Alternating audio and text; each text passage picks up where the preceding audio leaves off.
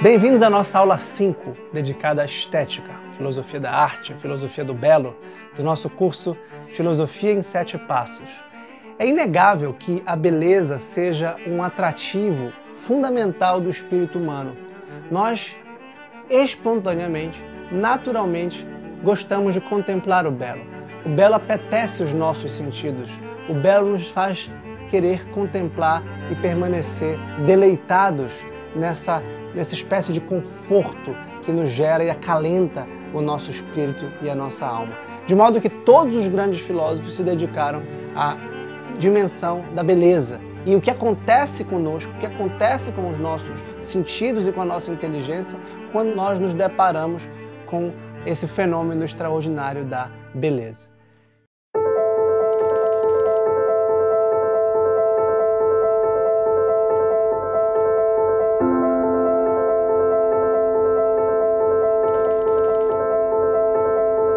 Existe uma divisão básica na filosofia que eu mencionei na primeira aula. Já que a filosofia busca o todo da realidade, ela precisa separá-lo, ela precisa analisá-lo por partes. Existe uma filosofia teórica que se volta ao ser, em última instância a Deus, e nessa dimensão contempla a beleza da natureza, que tem uma beleza natural, que pode ser objeto também da estética, e que estuda também o conhecimento, a lógica, a ciência, voltada à estrutura do conhecimento. E existe uma filosofia prática, tanto uma filosofia poética quanto ética. A filosofia ética, que nós vimos na ética e na política, está ligada à ação humana, a ação individual, sobretudo na ética, e a ação social na política, que constitui o nosso caráter, ligado ao agir. Mas existe também a produção, e isso é a poética, que é não só quem eu sou, mas o que eu faço. E a produção pode ser utilitária, como esta mesa, que tem como utilidade apoiar no meu livro para eu estudar. Ou essa gaveta que tem como utilidade compor e conter certos instrumentos de trabalho, como lapiseiras ou celulares. E existe uma produção que não se volta estritamente à utilidade, mas à beleza. Então este copo, ele não precisava ser estilizado, ele não precisava ter isso aqui. Isso aqui não tem nenhuma utilidade a não ser a beleza. E vejam, todas as sociedades humanas, do ponto de vista antropológico, têm aspectos estilísticos. Este apoio não precisava ser todo quadriculado. Ele podia ser todo preto ou todo branco. É só para conter a água, é só para não molhar a água da mesa. Mas ele é estilizado. Então nós, como seres humanos, naturalmente estilizamos os nossos produtos. Você tem escudos de guerra na antiguidade que são obras de arte, são lindos. Você tem vasos para guardar coisas que são lindos, baús que são lindos. Por que a gente embeleza as coisas? Roupa. Essa roupa não precisava ter toda essa estilização. Mas nós nos pintamos, nós nos fantasiamos. Existe uma inclinação do espírito humano pela beleza. Como dizia Titãs, já citei Cazuza, já citei Renato Russo, agora eu vou citar os Titãs, a gente não quer só comida. A gente quer bebida, diversão e arte. A gente precisa, a nossa vida precisa de um tempero. A gente não só se alimenta como um animal, a gente não só se reproduz como um animal. A gente senta na mesa e quer um tempero e bebe. E a gente não só se reproduz, a gente namora, a gente ama. A gente transa, que é muito mais do que a reprodução de um cavalo e de uma égua no cio. Então a beleza é esse aspecto afrodisíaco que torna o mundo atraente, que torna o mundo interessante. A gente entra num lugar belo e parece que o nosso espírito se eleva. E esse aspecto contemplativo da beleza natural de um pôr do sol, de uma aurora, de um sorriso de uma criança, e ao mesmo tempo a beleza que a gente pode chamar artificial, criada pelo homem, uma fotografia, digamos que você ache essa tomada bela. Claro, há um artista por trás dela, há um técnico medindo e mensurando a iluminação. O meu produtor aqui dos vídeos disse uma frase que eu nunca vou esquecer: luz é tudo. Isso é uma frase altamente técnica, por um lado, mas poética também. Porque se você pegar Van Gogh também achava isso. Van Gogh ficava parado diante da catedral e ficava esperando, ninguém entendia, ele ficava 24 horas. Ele ficava vendo a luz mudar. E chegava com os seus quadros e pintava a iluminação diferente. O Van Gogh tem um famoso céu estrelado, né? Que a terra é pequena e o céu absolutamente. A iluminação. Então isso é arte. A gente precisa disso. Então tanto o produtor fazendo uma produção que por um lado é técnica, mas também é estética. Quanto o Van Gogh, que é estético predominantemente, mas também é técnico, ele tem que saber pintar. Ele tem que saber misturar o vermelho com o laranja. O Van Gogh tem uns laranjas que é de arrepiar os cabelos. O Van Gogh tem uns azuis, que é uma coisa incrível, um azul escuro, né? Forte, era a cor que ele mais gostava. Então, essa dimensão das cores, dos sons e a música. Quando a gente escuta uma música, de repente, né? Eu escuto muita música clássica, principalmente bar. E um dia eu cheguei na cozinha, a moça que trabalha comigo, ela estava assim, claramente emocionada. Eu falei, tudo bem? Tudo aquilo que eu estou ouvindo essa música aqui. Claro, eu também estou emocionado. Não é à toa, não é assim, uma batida, não, é uma coisa sublime. Então a harmonia dos sons, a harmonia das cores, a harmonia das formas, a proporção é que gera uma sensação de perfeição. A beleza é o que é perfeito, é o que é completo, é o que não falta nada. Você não olha para um céu azul e fala, tá faltando alguma coisa. Não, tá perfeito. Tem azul, tem branco, tem amarelo. Você não chega num verde assim de uma floresta e fala, tá faltando alguma coisa. Você não sente falta de nada. Agora, se eu apareço assim, maneta, perneta, você fala, puxa, tá faltando alguma coisa. Porque eu percebo que há uma estrutura dual, 2 braços, 2 pernas, 2 olhos. Se eu perco um olho, você fala, puxa, tá faltando alguma coisa. Então, beleza é harmonia, é proporção, é simetria. É quando as partes se juntam. Veja uma intuição fundamental de Heráclito, de Éfeso, cidade que foi visitada por São Paulo também. Escreveu uma bela carta aos Efésios. Heráclito, que é dessa cidade de Éfeso, pensava, o mundo ele é composto por partes que podem se opor e que normalmente se opõem. Por exemplo, existe noite e dia, existe homem e mulher, existe alto e baixo. E de repente, essa estrutura dual, ela pode se casar, ela pode se harmonizar. Então, para Heráclito, a beleza é a harmonia dos opostos que se compõem. Quem quer que tenha relação com outro sexo, marido e mulher, por exemplo, sabe que homem e mulher vivem em outros mundos paralelos. Tem formas diferentes de pensar, de dizer, de expressar. Eu tenho 3 filhos, 2 meninas e um menino. É completamente diferente. O jeitão do menino, o sorriso do menino, a sensibilidade da menina. Mas olha, não quer dizer que homens são de Marte, mulheres são de Vênus. Foi um best-seller de autoajuda, de psicologia comportamental, que remonta à antiguidade. O Marte, né, o deus da guerra. Vênus, deus do amor. O homem tem uma força, o homem tem um ímpeto, tem uma virilidade, tem um impulso. A mulher é mais retraída, mais calma, mais serena, mais doce. O próprio tom da voz da mulher. O homem tem testosterona. O homem tem um vigor. É impressionante, você dá um brinquedo pro meu filho, o menino, sabe o que ele faz? Ele pega uma boneca e joga com tudo, chuta. A criança pega uma boneca e faz assim, ó, e acolhe como se fosse uma filhinha. O meu filho não brinca de boneca, para ele boneca é como se fosse boliche. Para ele legal é pegar a boneca e jogar uma na outra. Ele gosta de movimento, de bola. Ele gosta de trepar nos lugares. Ele vive trepado, ele vive em cima das coisas. Ele quer. O homem tem esse impulso, o homem é de Marte. Os gregos diziam isso. Então vejam, o sexo masculino e o sexo feminino, por outro lado, podem se harmonizar. O preto e o branco podem se harmonizar. Então Heráclito percebeu que a beleza é a perfeição das partes que não se opõem, mas que se compõem. E se compõem pela diferença, não pela identidade. E por isso que a beleza tem a ver com a pluralidade de sons. O que é a música? A música é quando o grave e o agudo se harmonizam. E quando o movimento entre o grave e o agudo, do que sobe e do que desce, se encontra numa melodia e numa harmonia que faz sentido. E é esse sentido que é o logos. A beleza, então, era vista pelos clássicos como uma perfeição transcendente, ligada à bondade e à verdade. Bom, belo e verdadeiro são transcendentais do ser que se unificam.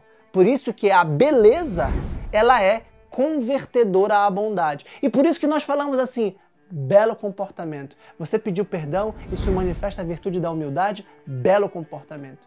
E quando minha filha faz tolice, eu falo, feio. Peraí, por que um comportamento é belo e um comportamento é feio?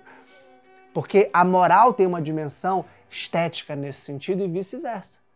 Então há uma relação intrínseca entre beleza e bondade e verdade. Mas quando Platão começa, como sempre o grande iniciador dessas reflexões, a pensar sobre a produção artística, ele percebe que a arte é mimesis. A arte é imitação. E que esse é o conceito fundamental da filosofia da arte platônica. O que é um grande paradoxo pela forma literária de que ele se reveste para escrever os seus diálogos. Porque os diálogos platônicos são mimesis, e mimesis é a palavra grega para imitação no seu sentido mais imediato. É claro que é uma palavra filosófica, e como toda palavra filosófica, ela permite uma série de interpretações e uma série de articulações. Mas o fato é que há uma estrutura de modelo e cópia. Tudo que nós criamos artisticamente, nós plasmamos e nós de algum modo reproduzimos a partir do que já está dado na natureza.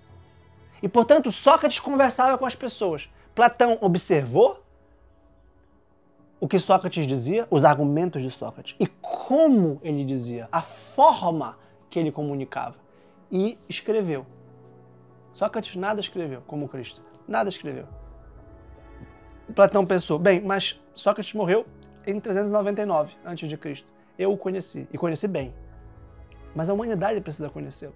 Mais gente precisa conhecê-lo. E se eu não escrever a vida dele e o pensamento dele, vão esquecer dele. Então ele mimetiza a conversa de Sócrates na sua obra. Mas ele ironiza na sua própria obra que não é possível escrever sobre as coisas mais importantes. Então olha o paradoxo. Por um lado ele escreve o que há de mais importante, que é a vida e morte e legado de Sócrates. Por outro ele diz, escrevendo, que não se escreve sobre o que é mais importante. Exatamente porque a escrita é mimesis. A escrita é cópia da linguagem oral e da linguagem falada. Tanto quanto a linguagem já é de algum modo mimesis e cópia do pensamento. Tanto quanto o pensamento já é mimesis e cópia da realidade. Então Platão pensa numa cadeia de participação mimética e metafísica do mundo. A beleza ela é participada em diversos graus. Então, a partir dessa intuição fundamental, Platão pensa a arte a partir da teoria das ideias. E as ideias seriam as estruturas fundamentais que perpassa toda a realidade. A natureza sensível, isso que nós vemos com os nossos olhos, como as plantas, as árvores, o sol, a lua, já é cópia das ideias. E já participa da beleza das ideias. Com uma diferença. As ideias são eternas e imutáveis. As coisas sensíveis são transitórias. São passageiras. Esta árvore que nós vemos na nossa frente vai acabar em alguns anos, ou alguns séculos que sejam, vai acabar. Mas a forma da árvore não. Os homens vão morrer individualmente, mas a humanidade não. Porque os homens são o que são e as suas espécies são determinadas a partir das suas formas fundamentais ou ideias. Então, por um critério ontológico e cronológico de temporalidade transcendente das ideias, aquilo que é perecível ocupa um segundo plano. E a beleza, portanto, daquilo que é sensível é inferior da beleza daquilo que é suprassensível. Por que os gregos, então, faziam aquelas esculturas maravilhosas dos corpos humanos completamente torneados, divididos e musculosos? Nenhum corpo humano alcança a perfeição de uma escultura. Nenhum corpo humano é matematicamente perfeito. Você pode ver que o seu pé pode ser um maior do que o outro, as suas sobrancelhas podem ser um pouquinho tortas, os seus dentes, idem. a nossa perfeição sensível ela é sempre menor do que a perfeição inteligível. E Platão achava que, de algum modo, e esse é o ideal da arte clássica, que a gente contempla um mundo sensível, por isso que a arte clássica ela é realista, porque ela quer reproduzir do modo o mais realista possível aquilo que se dá tanto nos sentidos, tanto nesse plano sensível, quanto no plano inteligível, no plano intelectual. E aí vem uma ciência fundamental para a estética clássica, que é a matemática, a geometria, a ciência das proporções. Prestem bem atenção neste vídeo, a proporção do lado direito ela é simétrica à proporção do lado esquerdo. Eu não estou nem centralizado à esquerda, nem centralizado à direita. Eu não estou nem muito alto, nem muito baixo. Eu estou numa quadratura cujos quadrantes são mais ou menos harmônicos entre si.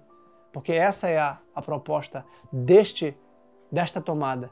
Mas se eu me viro para esta tomada, aqui é uma quadratura diferenciada, uma angulação, um foco diferente. Tudo isso está ligado à matemática. A matemática era a grande ciência admirada por Pitágoras e por Platão, que era considerada a rainha porque estruturava as proporções. E a matemática dos corpos sólidos é a geometria.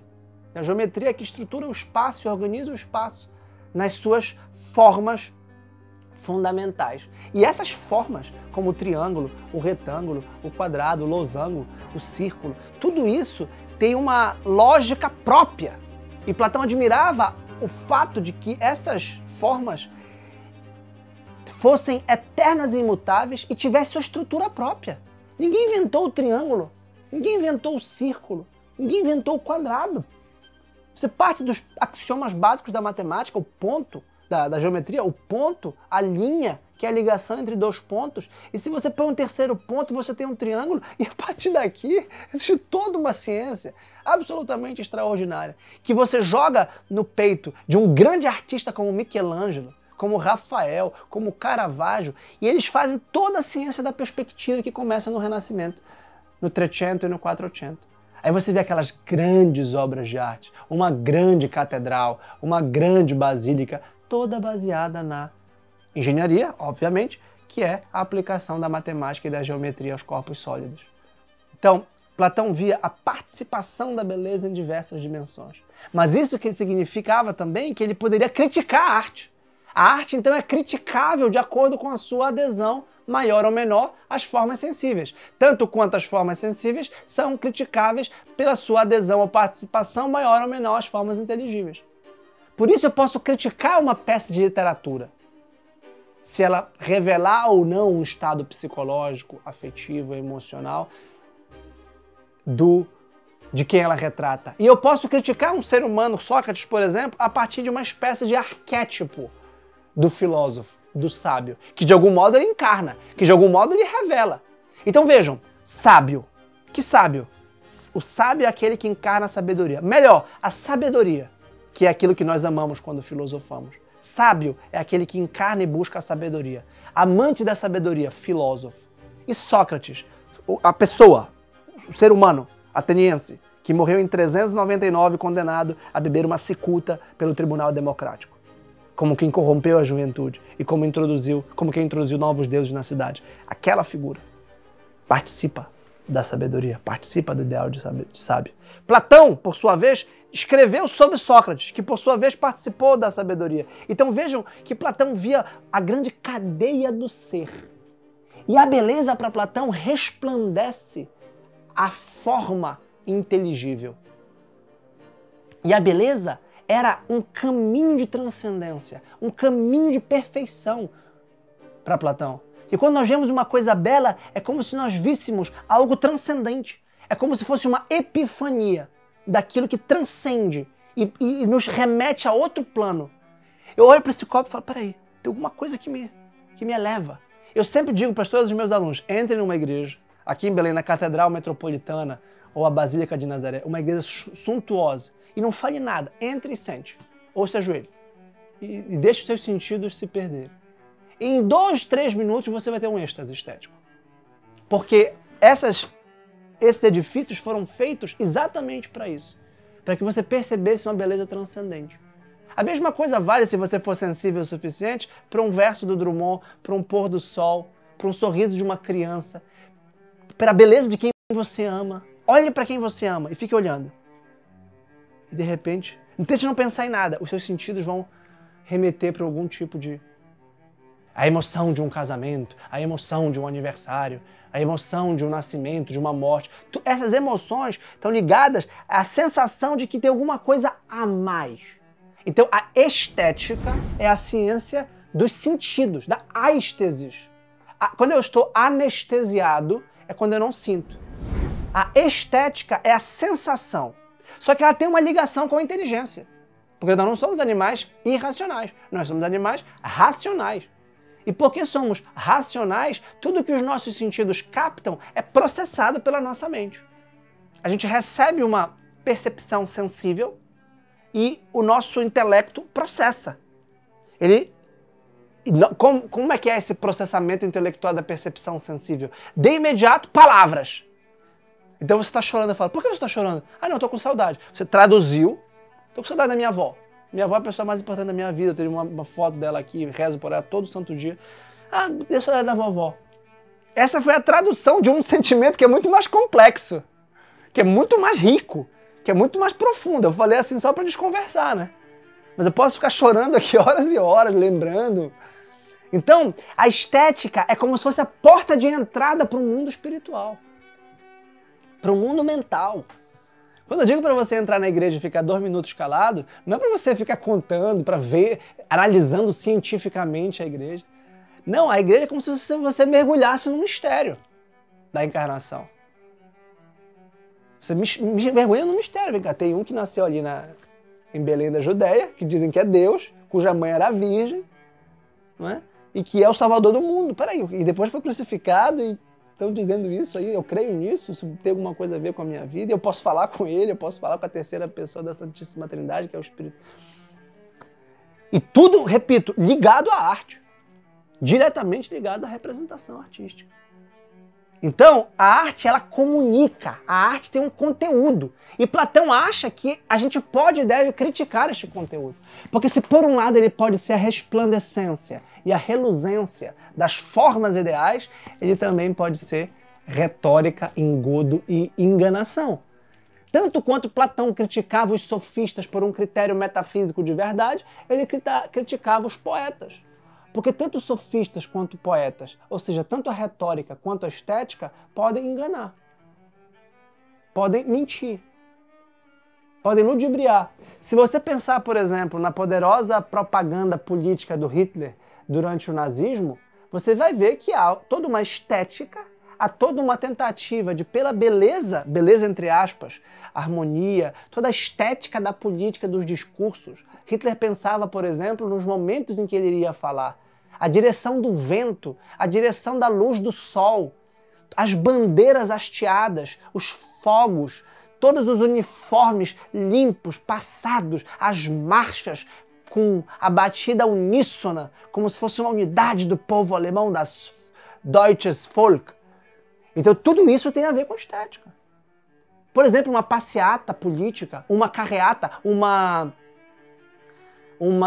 posse, uma cerimônia de posse, as cerimônias, os ritos, tudo isso tem a ver com a persuasão. E claro que nós sabemos que o nazismo é uma profunda mentira, uma maldade sem tamanho, uma grande ideologia, esteticamente revestida de beleza, entre aspas. Ou seja, tanto quanto a beleza pode participar da bondade e da verdade, inclusive transcendente e divina, ela também pode escondê-la, menti-la.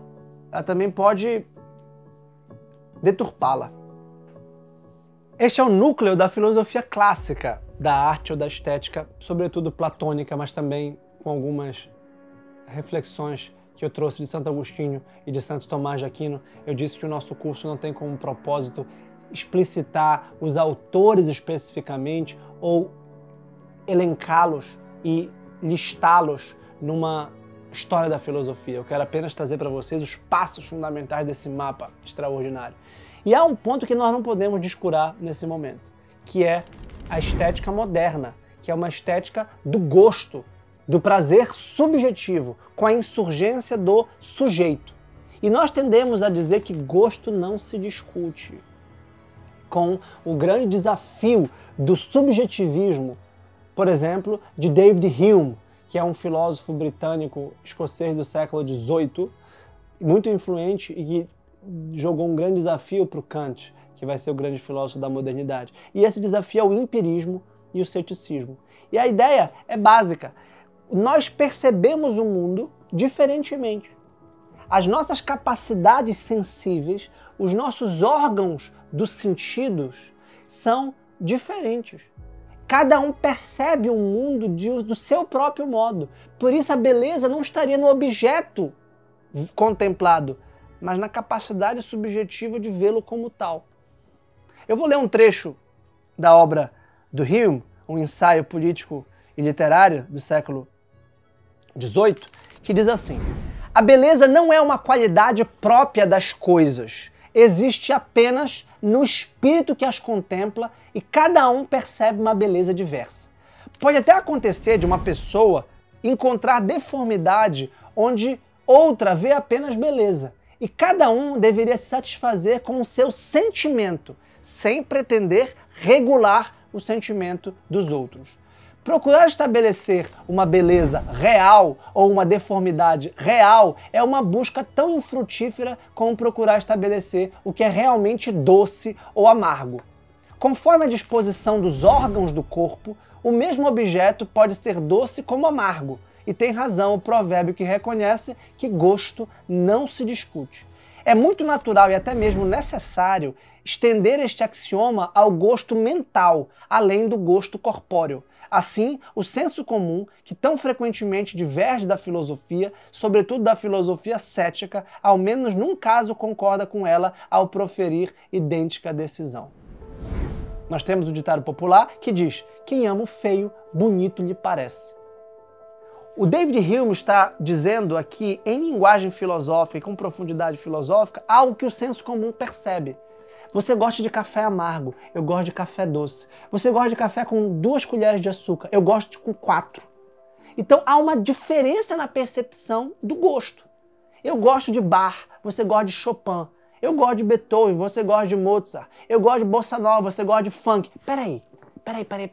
Cada um gosta de uma coisa diferente. Um gosta de carro, o outro gosta de instrumento musical. Um gosta de filosofia clássica, um gosta de filosofia moderna. Então peraí.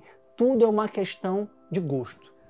De gustibus non disputandi, diziam os antigos. De gosto não se discute. Eu não posso falar para você, esse café tá mais amargo, esse café tá mais doce. Peraí, eu não quero, eu não gosto. Tanto quanto eu gosto de café amargo, se você colocar açúcar, eu não tomo café. Não tomo, pode colocar. Eu provo café, se tem açúcar, eu não tomo. Eu não gosto de café com açúcar. Eu me desacostumei a tomar com açúcar. E só tomo café amargo. Mas, numa cafeteira como a Nespresso que eu tenho, existem níveis de amargura. Tem, inclusive, numéricos. Olha Pitágoras aí. Tem 1, 2, 3... Eu vou até o 6, porque a partir do 7 já é muito amargo. Aí eu já não quero. Mas eu tenho um aluno que vem aqui e só toma no 10. E para ele, menos do que 10 é fraco. E eu não posso falar para ele, vem cá, meu amigo. Não, é muito forte o 10. Eu falei para ele, é forte, não, mas eu quero forte. Tem gente que gosta de cachaça. Tem gente que gosta de tequila. Tem gente que gosta de uísque. E tem gente que não bebe no máximo uma cerveja ou um vinho. Sendo que o percentual alcoólico do destilado é muito maior. Então, para Hume, o gosto está no sujeito que percebe. A experiência que eu lhe falei da igreja ainda há pouco, você pode falar, professor, eu fui lá, entrei, não aconteceu nada. O senhor sente. Está no seu sentimento estético, religioso, intelectual. Né? Eu entro na igreja e fico em êxtase. E eu vou todo dia à igreja. Então não está desgastado. Há muitos anos eu vou todo dia. Você pode, eu fui lá, não aconteceu nada. Agora eu vejo aqui no celular e fico todo emocionado. Então o Hume percebeu que cada um percebe diferentemente o mundo. E que não dá para dizer que uma coisa é bela em si mesma. Mas apenas que nós temos percepções do belo.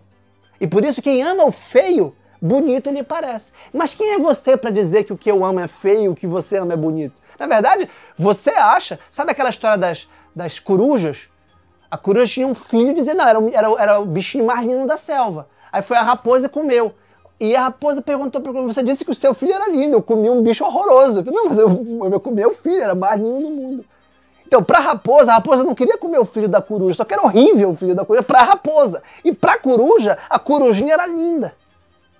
Isso provaria, isso eu acho que é fábula de Esopo, que é excelente iniciação em literatura infanto-juvenil e excelente provérbios morais. Que amo feio, bonito lhe parece. Nunca a mamãe vai dizer, não, meu filho é horrível. E a raposa olhou para um monstrinho e devorou a corujinha. Então, esse é o problema filosófico do gosto. Gosto não se discute.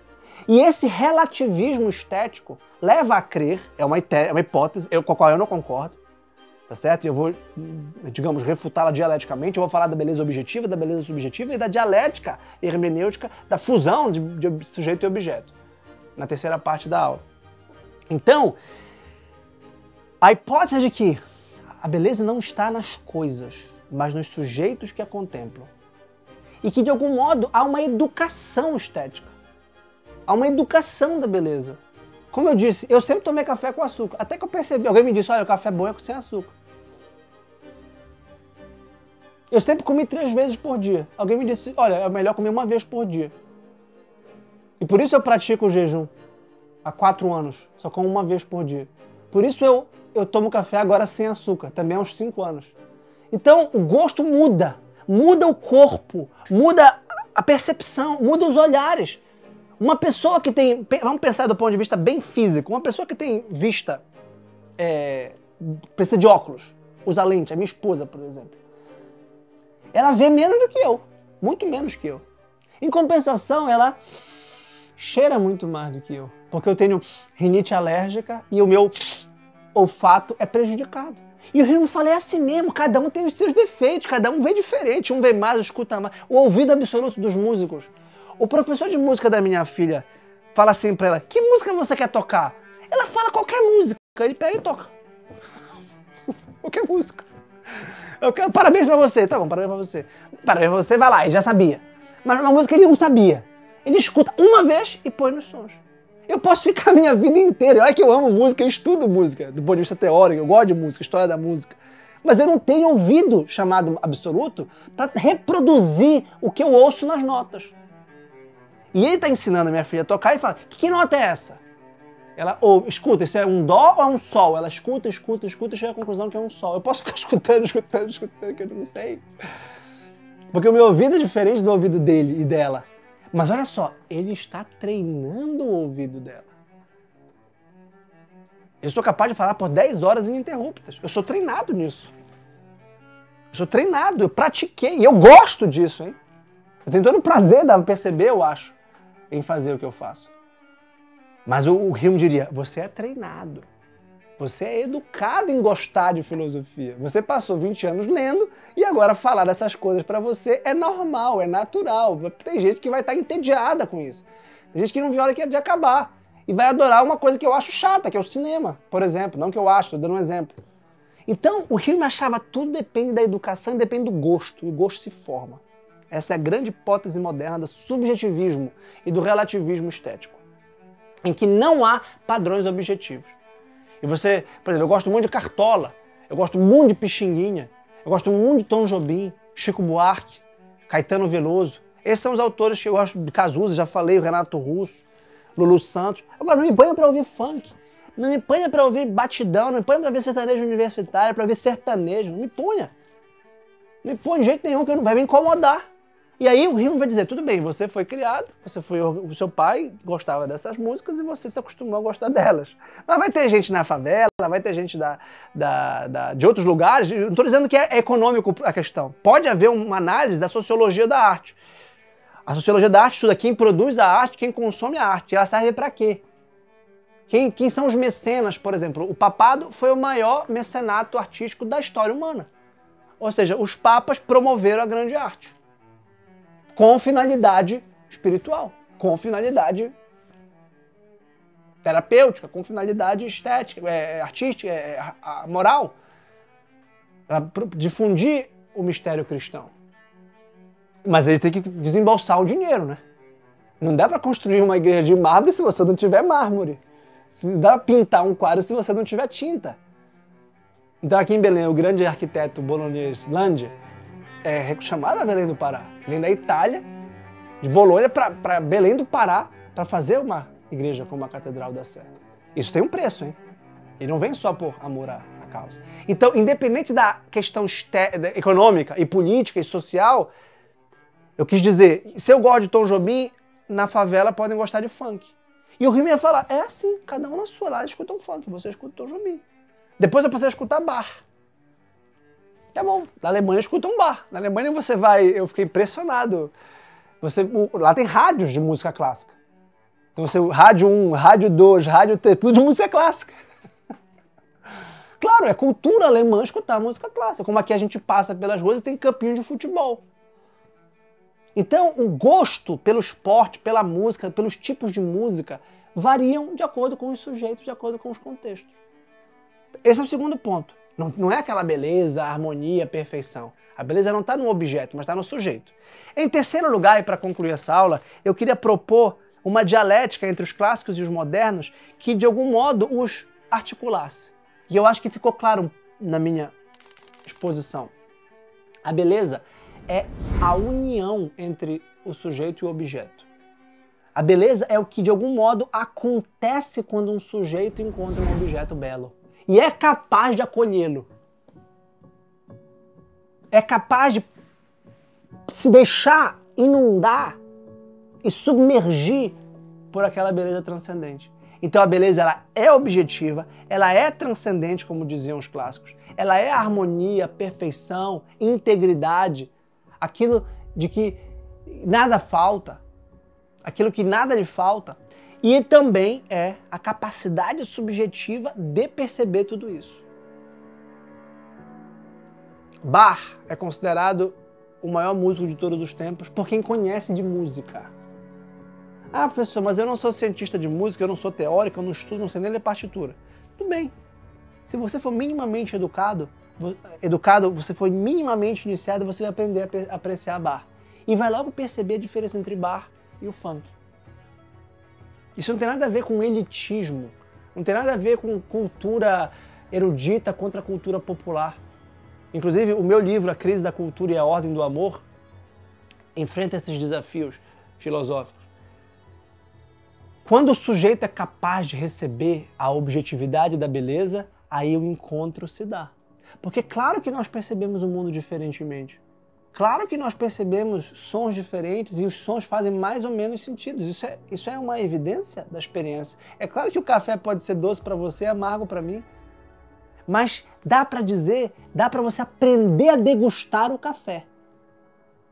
Pense no vinho, por exemplo. O vinho, tanto faz. Por que um vinho tem vinho de R$14, tem vinho de R$40, tem vinho de R$400, tem vinho de R$4.000? Não, para mim vinho é vinho. Fale com quem entende de carro. Não, para mim carro pode ser 1.0, eu vou ali na esquina e me leva. Não, peraí, você não entende nada de carro. Tem carro de R$10.000, tem carro de R$1 milhão. Não é a mesma coisa. O motor é diferente, as válvulas, a estética, a experiência de dirigir, que inclusive é uma experiência estética, daí os colecionadores de carro, aqueles que se dedicam. Recentemente eu descobri a possibilidade de ter placas pretas que reconhece o quilate do colecionador. Então tudo isso é uma forma de educar. E se você for num local, numa exposição de carros, numa exposição de livros, eu entendo de livros. É o que eu entendo. Então a estética tem uma dimensão intelectual. Eu sei lhe dizer quanto vale um livro. Tanto do ponto de vista... Eu sei reconhecer a editora de um livro, se ele pertence ou não a uma coleção, o seu autor, o título, a capa, se a capa é de uma cor só, de várias cores. Eu sei estimar o preço de um livro antes dele ser. E eu não sou editor, mas eu trabalho com isso. Eu prefacio livros, eu escrevo livros, eu compro livros. Se é um livro esgotado, se é um livro do século XIX. Então, a estética, ela não é só o gosto cru. Como um cachorro, você joga um osso, o cachorro, esse osso é bom. Aí você deixa cair a linguiça pro cachorro, aí o cachorro morde e come a linguiça com gozo, com êxtase. Porque ele tá comendo o osso, que não tem carne, ele cai a própria linguiça, ele come a carne, que é boa pra gente. Então não é só bruto, E o cachorro, ele sabe, se você der um osso e uma linguiça para um cachorro, se você der uma carne com osso e só o osso, o cachorro, claro que vai pegar a carne. Ele não é burro. E se você tem uma linguiça e o osso, é claro que ele vai pegar a linguiça suculenta. Mas a gente não é animal. E quando eu olho para uma igreja, ou para bar, ou para a Divina Comédia de Dante, eu não olho de forma bruta para apelar aos meus sentidos. Quando a gente escuta uma música, não é só a vibração acústica do som nos nossos tímpanos. É automaticamente a transformação desse elemento material numa dimensão espiritual ou intelectual, que processa, repito, uma série de informações. Então, o nome Bach, por exemplo, que eu repito, é o grande nome da música, ou o nome Tom Jobim, que é o nosso maior músico do Brasil, na música popular, certamente, ou como Villa-Lobos, que é o nosso maior músico da música erudita, certamente, podem remeter a um certo prestígio, a um certo status, como a placa preta. Mas isso não necessariamente pode infundir em você a experiência estética de cultivá-los. Então eu já estive com amigos e coloquei Bach e falei assim, olha, desculpa, não gostei. Desculpa, era pra eu gostar? Não gostei. E agora? E agora eu vou falar assim, gosta.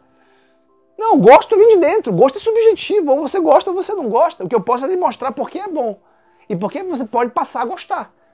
Como o jejum é muito bom e como o café é muito bom.